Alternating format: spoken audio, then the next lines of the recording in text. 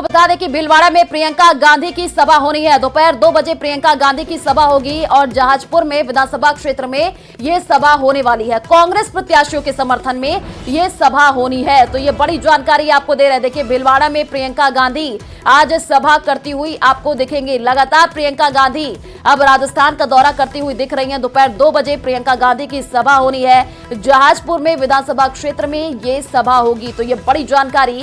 कांग्रेस भी देखिए पूरी तरीके से सक्रिय नजर आ रही है। कांग्रेस प्रत्याशियों के समर्थन में आज प्रियंका गांधी सभा को संबोधित करती हुई दिखेंगी। भीलवाड़ा में प्रियंका गांधी की यह सभा होनी है। लगातार अब तस्वीरें जो निकल करके सामने आ रही है, बीजेपी अपनी पूरी ताकत झोंकती हुई दिख रही है, तो देखिए कांग्रेस भी पूरी तरीके से सक्रिय नजर आ रही है। कांग्रेस की तरफ से भी जो बड़े कद्दावर नेता है वो अब देखिए मैदान में उतर रहे हैं, सभा को संबोधित करते हुए दिख रहे हैं। प्रियंका गांधी का यह दौरा काफी महत्वपूर्ण हो जाता है। कांग्रेस प्रत्याशियों के समर्थन में आज देखिए ये सभा प्रियंका गांधी करेंगे। इससे पहले भी प्रियंका गांधी कई दौरे कर चुकी हैं और लगातार अब देखिए वो पूरी तरीके से सक्रिय नजर आ रही हैं। सीएम अशोक गहलोत की अगर हम बात कर ले तो वो भी जनसंपर्क करते हुए दिख रहे हैं। राहुल गांधी का भी लगातार देखिए दौरा देखने को मिल रहा है। प्रियंका गांधी भी पूरी तरीके से सक्रिय नजर आ रही है। तो राजस्थान में चुनाव होने हैं और मान के चलिए 2 से 4 दिन बाकी है जब यहां पर विधानसभा के चुनाव, और उससे पहले कांग्रेस अपनी पूरी ताकत झोंकते हुए दिख रही है। तो राजस्थान का सियासी संग्राम, सीएम गहलोत का धुआंधार चुनाव प्रचार। दौसा और भरतपुर के दौरे पर सीएम रहेंगे। आपको बता दें कि बरावंजा और सिकराय में सीएम की सभा होनी है। भरतपुर के भी दौरे पर सीएम रहने वाले हैं और दोपहर 2 बजे भरतपुर पहुंचने का कार्यक्रम बताया जा रहा है। तो सीएम अशोक गहलोत भी देखिए धुआंधार चुनाव प्रचार करते हुए दिख रहे हैं। दौसा और भरतपुर आज सीएम अशोक गहलोत पहुंचेंगे। बरवांजा और सिकराय में सीएम की सभा होनी है और भरतपुर के भी दौरे पर सीएम गहलोत रहने वाले हैं। तो ये बड़ी जानकारी आपको दे रहे हैं। दोपहर 2 बजे भरतपुर पहुंचने का कार्यक्रम सीएम अशोक गहलोत का बताया जा रहा है और सीएम अशोक गहलोत देखिए लगातार अब जनसंपर्क करते हुए दिख रहे हैं, लोगों से बातचीत करते हुए दिख रहे हैं। और एक बड़ा मुद्दा जो कांग्रेस इस बार चुनाव में बना करके चल रही है वो है गारंटी की। 7 गारंटियों की बात लगातार अब सीएम अशोक गहलोत की तरफ से की जा रही है।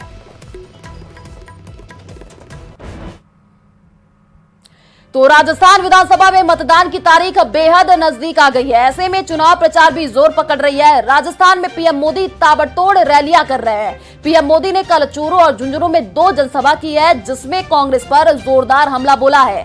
पीएम के अलावा बीजेपी के कई और दिग्गज चुनाव प्रचार के मैदान में उतरे हैं। देखिए रिपोर्ट। चुनावी रण में पीएम का प्रचार धुआंधार, विरोधियों पर एक-एक कर हमले किए कई बार।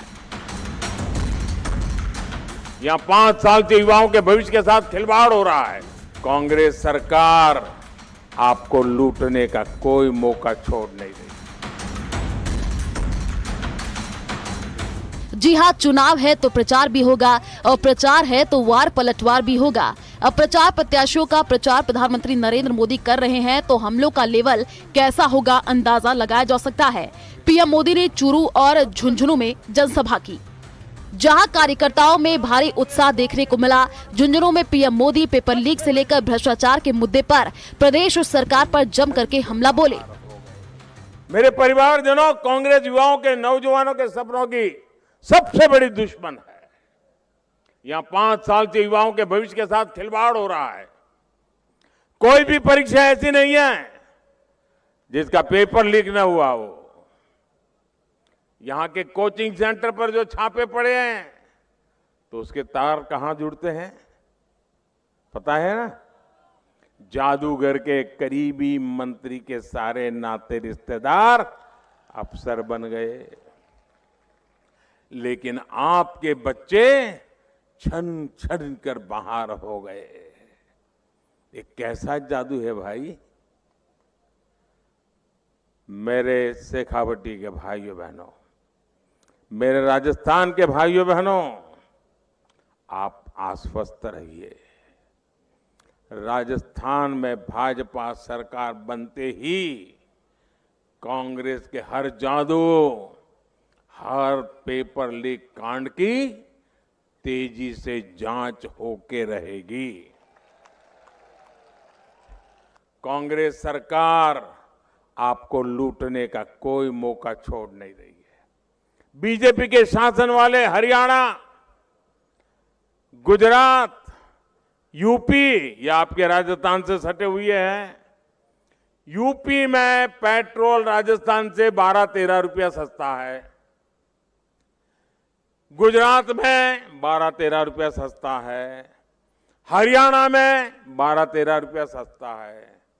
राजस्थान में भाजपा सरकार आते ही पेट्रोल की कीमतों की समीक्षा होगी और अब तक जो रुपया जमा किया वो किसके खाते में गया, इसकी भी जांच होगी और समीक्षा कर करके लोकहित में नए सिरे से निर्णय लिया जाएगा।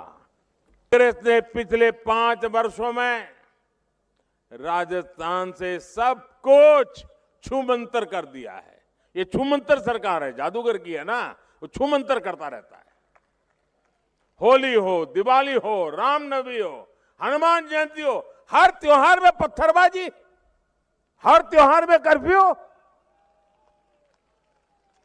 जब वोट के लिए तुष्टीकरण ही सर्वोपरि हो तब दंगाइयों का हौसला बढ़ता है।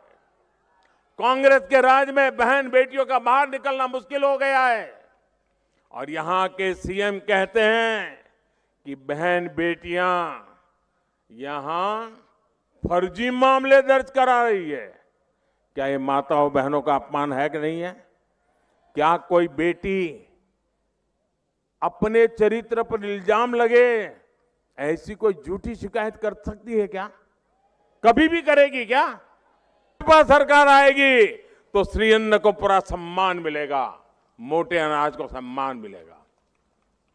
राजस्थान भाजपा ने यह भी संकल्प लिया है कि गेहूं के एमएसपी पर बोनस दिया जाएगा।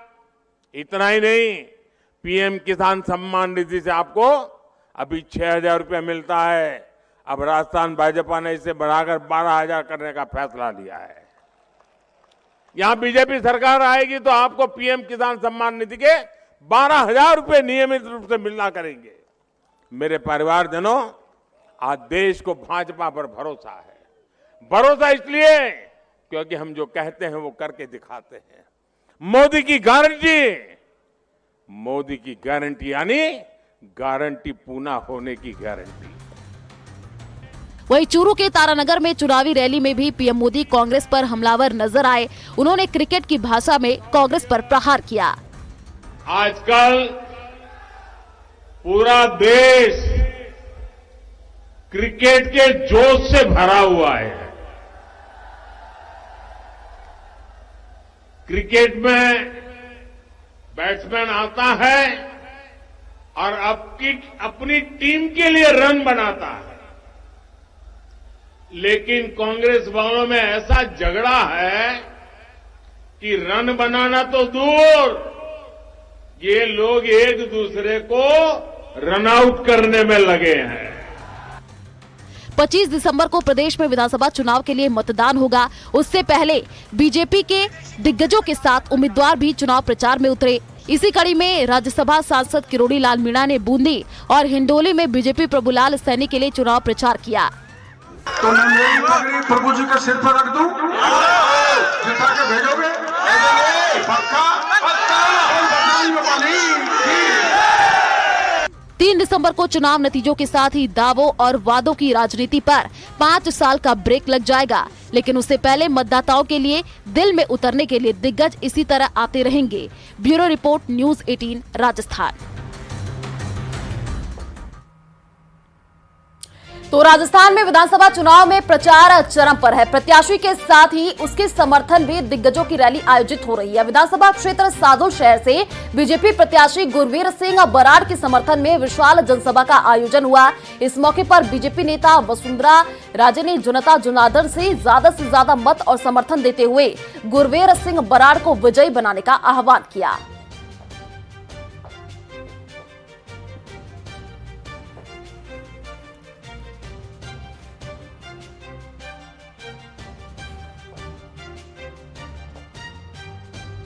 तो राजस्थान विधानसभा चुनाव होम वोटिंग का पहला चरण पूरा। आपको बता दें कि 60,424 मतदाताओं ने होम वोटिंग की है और 96.63% बुजुर्गों ने होम वोटिंग की है। दिव्यांग मतदाताओं ने भी होम वोटिंग की है। अब दूसरे चरण की शुरुआत होगी।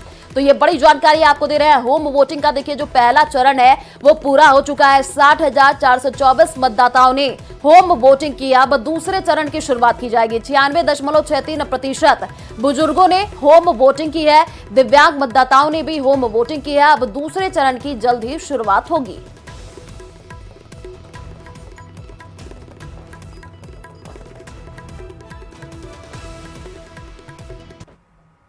तो मतदान से पहले प्रत्याशी वोटरों की रिझाने के लिए तरह तरह के हथकंडे अपना रहे हैं और कुछ भी करने को तैयार हैं। हमने आज इसी पर एक छोटी सी रिपोर्ट तैयार की है। चुनाव है जनाब, जीत के लिए कुछ भी करेंगे। देखिए रिपोर्ट।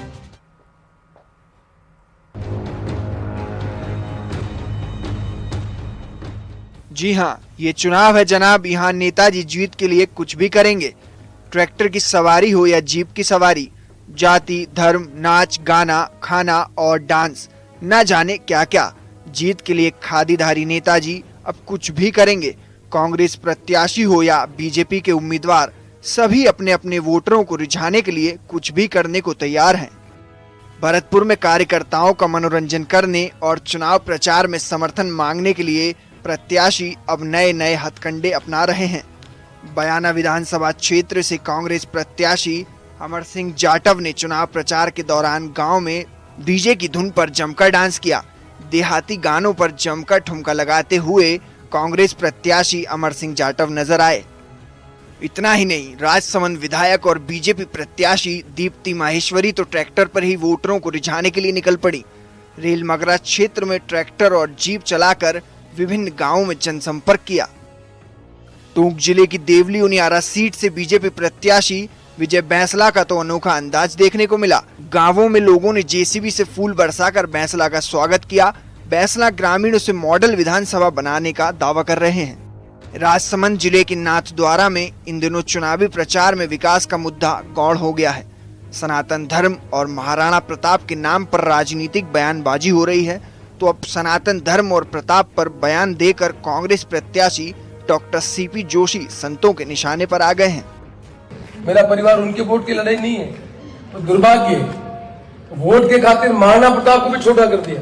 बीजेपी के महाराणा प्रताप, हमारे महाराणा प्रताप बीजेपी पे लगे, भगवान राम मंदिर पे लाए, राम भगवान पे लाए, बीजेपी पे लाए। बीजेपी के राम हो गया, हमारा तो राम है ही नहीं। ये जाति धर्म के आधार पर देश नहीं चलता। कि महाराणा प्रताप हमारे नहीं है क्या? महाराणा प्रताप का तो बीजेपी वालों ने बीजेपीकरण कर दिया। श्रीमान जी, अगर आपने महाराणा प्रताप को अपना मान लिया होता तो राज्य में सरकार आते ही 6 महीने के अंदर आपने राजस्थान की पाठ्य पुस्तक में परिवर्तन कर दिया और ये लिख दिया कि महाराणा प्रताप हल्दी घाटी का युद्ध हारे थे। इन सब के बीच धार्मिक स्थलों पर पहुंचकर भी मतदाताओं को रिझाया जा रहा है। उदयपुर ग्रामीण से कांग्रेस के प्रत्याशी डॉक्टर विवेक कटारा भी चुनाव प्रचार के दौरान गुरुद्वारा पहुंचे और मत्था टेकने के साथ सिख समाज के लोगों से मुलाकात की। इतना ही नहीं, उन्हीं के साथ बैठकर लंगर भी चखा। फिलहाल प्रत्याशियों का ये दाव कितना वोट में बदलेगा, ये तो आने वाला समय बताएगा और 3 तारीख को काउंटिंग के बाद सब तय हो जाएगा। Bureau report, news 18 Rajasthan.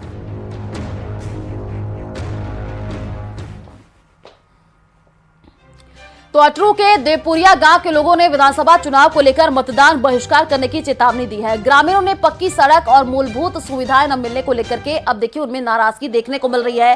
ग्रामीणों का कहना है कि वो लंबे समय से सड़क बनाने की मांग कर रहे हैं, पर कोई सुनवाई नहीं हो रही है। लंबे समय से सड़क की समस्या जस की तस बनी हुई है। ग्रामीणों का ये कहना है कि अधिकारियों, जनप्रतिनिधियों से कई बार गुहार लगाई गई, लेकिन सभी ने नजरअंदाज किया। इसी बात को लेकर ग्रामीणों ने मतदान न करने को लेकर के बहिष्कार की चेतावनी दी है।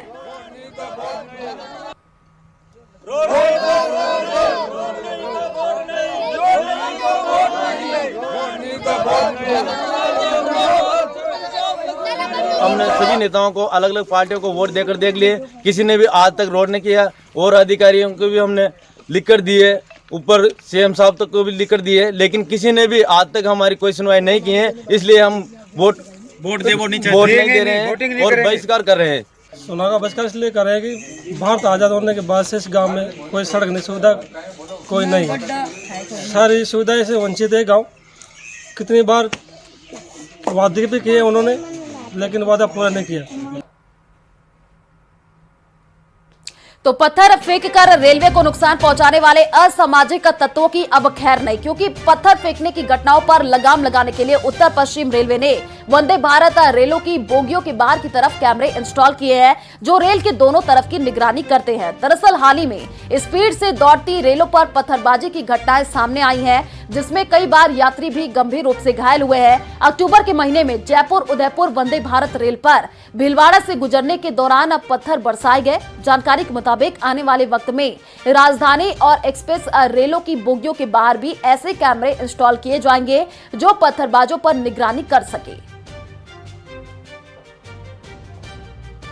पथराव की घटना जैसे कि अभी कुछ महीनों पहले जो है वंदे भारत में भी आई थी, तो उसमें चूंकि हमारा एक सिस्टम है जिसमें वंदे भारत में कोचेज में हमने कोच के बाहर कैमरा लगा रखे हैं, तो उस कैमरा की मदद से जो है हमने कुछ ऐसे